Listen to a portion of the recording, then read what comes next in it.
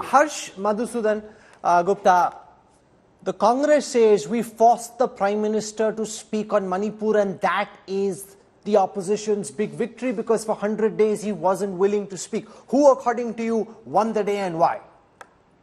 Well, I think it was not even close. I think Prime Minister Modi won the day because by bringing up all the past issues of the Northeast, it painted the Congress in a very bad light. But I think more than that, I was surprised by the extent of focus on economics in his speech and how he painted the opposition as basically not going for development infrastructure, only going for freebies, for example, the Karnataka government recently, and how he is absolutely hell-bent on industrializing India from the point of view of defense, from the point of view of foreign policy, trade, industrial policy. I thought it was a very policy wonkish speech for a political speech at this level. And I think more than half of the time was spent on various schemes, laws, government, how the poor have benefited. So very much a political speech, but focused on economics. And I think there is really no answer the opposition has on the fact why did it take so long for 100 million toilets to be built? Why did it take so long for the last mile delivery on electricity, water? You know, what the government was able to highlight, as Harsh says, Supriya, is the development that's taken place in the Northeast. The airports, the ports, the waterways, the roadways, which have now been built in the Northeast over the last 9 years, far exceeding any development effort in the Northeast over the past 70 years.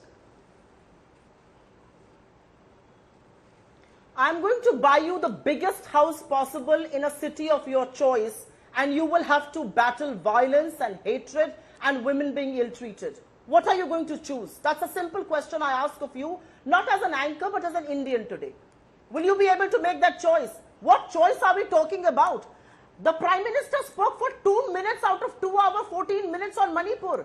The whole idea to make the Prime Minister speak was Manipur. I am sorry to say, this is brazen, blatant attitude of the Prime Minister that he chooses to look the other way when the question of Manipur arises. I also have one very important thing to say here, and this thing needs to be said.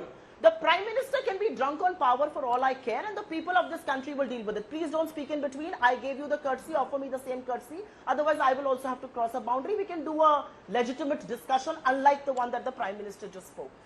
The Prime Minister has raised questions on somebody's surname. I want to ask Mr. Narendra Modi.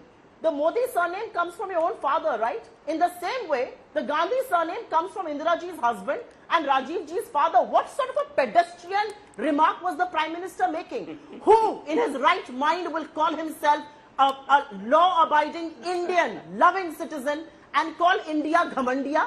What sort of speech was that? Okay. But the reality is that the people of Manipur are asking that one question.